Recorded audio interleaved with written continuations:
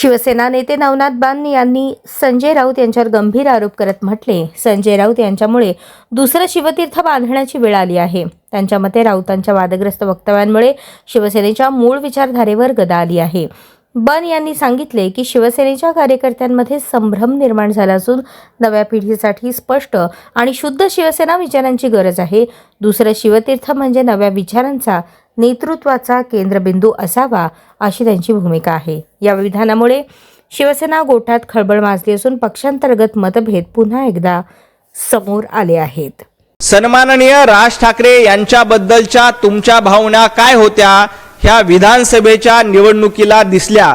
राज ठाकरे यांचे पुत्र अमित ठाकरे यांना पराभव करताना तुमच्या भावना कुठे गेल्या होत्या? तेव्हा राज ठाकरेंबद्दल तुमची जवळीक नव्हती. तुम्ही म्हणताय की आम्ही पटकन जवळ आलो.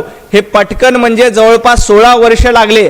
आणि संजय राऊत तुम्ही काय सांगतायत की बाजूचं शिवतीर्थ आपलं आहे.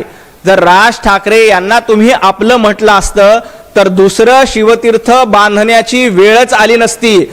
संजय राऊत तुमच्यामुळे दुसरं शिवतीर्थ बांधण्याची वेळ आली.